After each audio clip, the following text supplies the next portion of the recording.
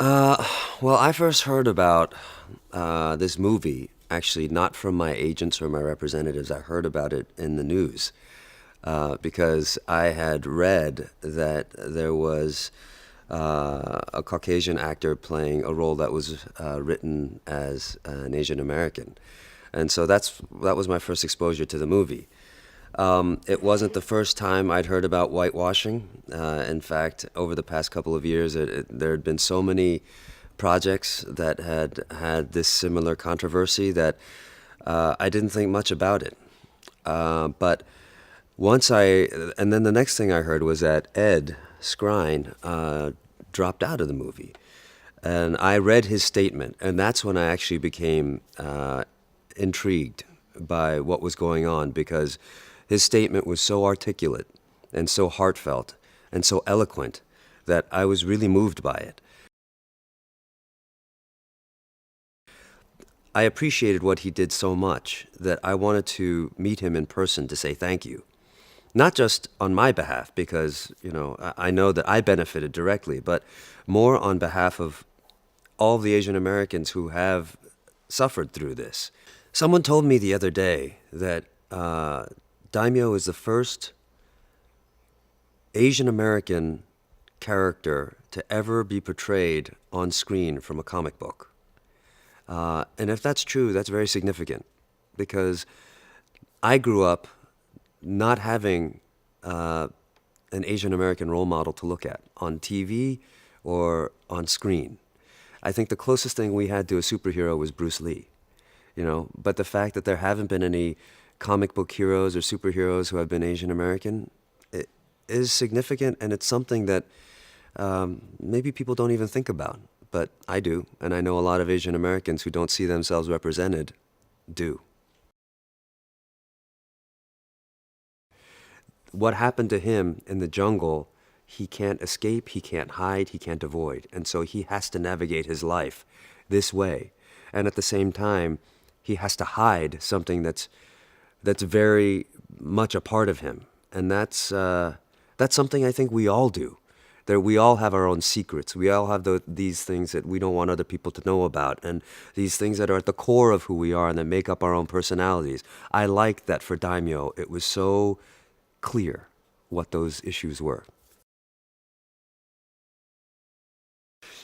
I would say it's a story about self-realization, self-actualization, on Hellboy's part and Daimyo's part. And it's also an origin story of sorts for an entire team.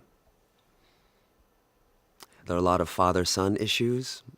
There are a lot of parent-sibling, parent-children issues. And I think thematically, one of the other things that is prominent is this idea of who we are, who we want to be, versus who we're supposed to be. And that's interesting. The Gruagach is a creature that was originally a changeling, and he has a history with Hellboy, and that Hellboy changed his destiny from the time that he was younger. So he has a personal vendetta against Hellboy, and part of what he does to get his revenge is help Nimue, well, literally help put Nimue back together. In the story, she's dismembered, and the parts are hidden all over England. He makes it his personal mission to go find her and bring her back together. What I like the most about my character is that I can relate to him in many ways. I like the fact that he's very physically capable. I like the fact that he has a lot to offer at the same time. He's been marked by this incident with a jaguar, and it's changed the trajectory of his life. There's a lot there that I can relate to, and I like that he's a man of action. Daimyo's relationship to Hellboy and Alice is adversarial at the beginning of the movie. He is suspicious of Hellboy, and because of the demon inside of himself, he doesn't trust anyone else who has any kind of a mixed background like Hellboy. He's suspicious of Alice, and he's not He's also very skeptical about the supernatural, despite what happened to him. Daimyo's sinister plan is to kill Hellboy. He wants to eliminate anyone who could be a monster of any kind from the planet because he understands the power that the monster inside of him holds, and he doesn't want to see that anywhere in anyone. His whole story is about his internal conflict, about how he doesn't want what's inside of him to be shown to the world. He can't control this monster inside, and so he does his best to control himself before the monster comes out. And he denies himself a lot of experiences in the world because of it. He has to shut himself down, and he has to stay very disciplined about every part of his life.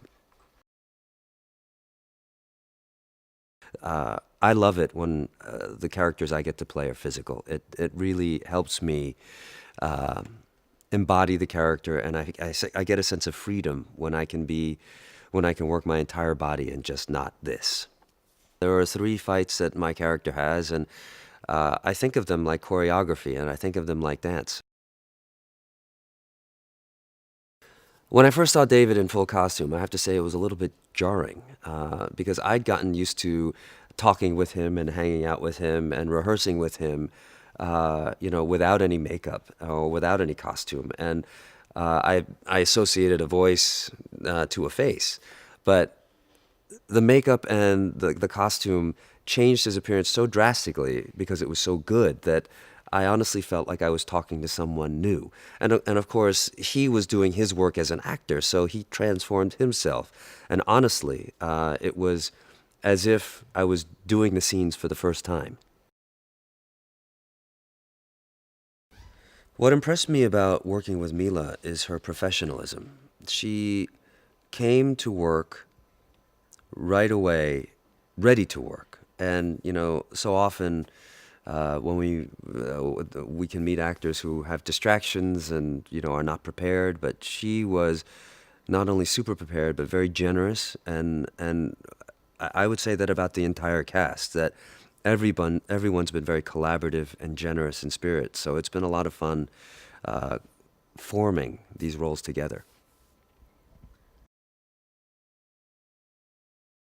Ian McShane has a confidence about him that he brings to every role I've seen him play, and this one is no exception. He makes bold choices, he makes strong choices, he doesn't apologize as an actor or as a character. Neil Marshall is the director, and he's a gentleman above all. He's very easy to work with in that doesn't scream, he doesn't run around, with a temper. He's patient, he wants input, he's collaborative, and I genuinely get the feeling that he wants us to help make this vision with him. And you don't always get that feeling from a director, and I'm enjoying that. Joel Harlow's work on this show is remarkable.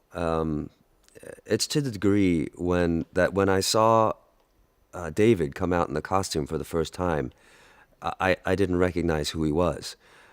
And it wasn't just the face makeup. A lot of people do great face makeup, but I was so impressed by the complete transformation of that character.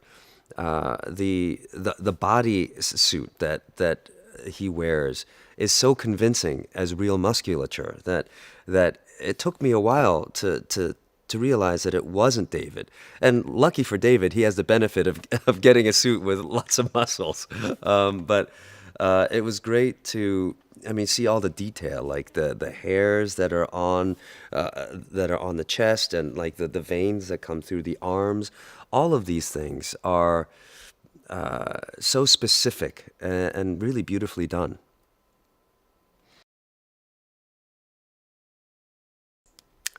My makeup transformation takes 3 hours because in reality, I'm a white man. And so first they have to take me and turn me into Asian. My makeup process takes about 30 minutes to an hour. The scar itself takes 30 minutes. It's a prosthetic that they put on my face after they cut my hair so that you get the sense that it doesn't start just on my face. It starts on my head and comes around as if it was a swipe from a paw of a jaguar. What I like about the sets and the overall vision for the piece is that we're trying to do things as practically as possible. A lot of these movies are actors standing in front of a green screen, but we actually have built sets, and the art direction is also pretty specific. St. Paul's Cathedral is very interesting, considering we're shooting it in Bulgaria and not in England. But I'm looking forward to seeing how everything comes to life, when it's on screen. What I find interesting about this version of Hellboy is that it's more of a character piece than the ones that I remember. Hellboy is going through a struggle, an internal struggle about who he is and how he defines himself. David has this monologue about who he is and who he wants to be. It takes place in this completely dramatic locale. There are these caves that have these natural rock formations everywhere, with ceilings that are 300 feet high. And I guess what we're going to do with it is make it right on a coastline. So he's literally sitting, where water meets the land in this dramatic landscape, and he's talking about his existence. It's the height of drama. Lots of sex and violence. Isn't that what all R ratings do? I think what an R rating allows for is a more faithful adaptation of the graphic novels. The graphic novels aren't subject to those kinds of ratings, and so oftentimes when they're translated into film, they have to cut back on what they're able to do. But here, we don't have to do that. There are a lot of grotesque elements to what happens to Nimue and her life and Hellboy's life. So it's nice to be able to go full steam ahead with that, as well as have some risque humor. It's liberating in that sense, and a lot of people who read these books are older. So it's nice to be able to appeal to that demographic. I think the scene I'm looking most forward to is that monologue in the cavern that Hellboy has, because Daimyo has a response to that monologue that reveals a lot about himself. So much of the movie is spent with Daimyo trying to hide who he is, but in that scene in the cavern, he reveals who he is for the first time. And then later in the movie, he reveals what he is.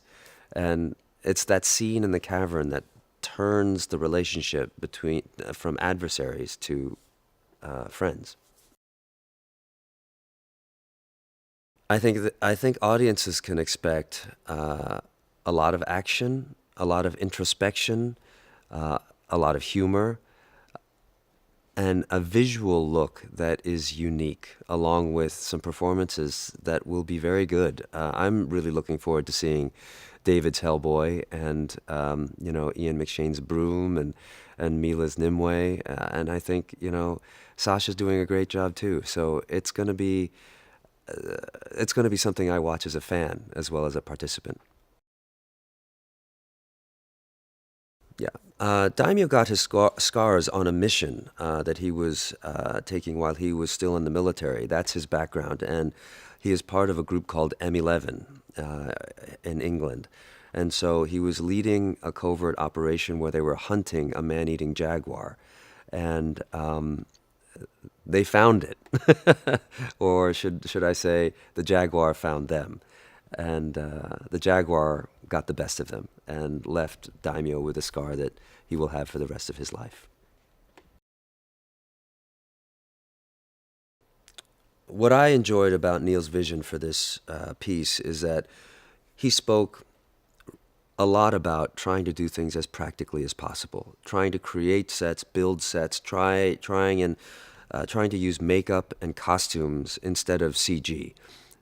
Of course, any movie of this kind is going to have some CG involved, but he wanted to keep it to a minimum, and that impressed me. Because as an actor, it always helps to be able to work with something real, tangible, instead of a head on a stick in front of a green screen. So that appealed to me a great deal. And I also liked that he wanted to take the colors of the original Hellboy and push them to more extreme places. He wanted to make the violence darker. He wanted to make the humor funnier. He wanted to make the characters' journeys a little bit deeper. And so all of those things were appealing to me, and it's why I eventually signed on.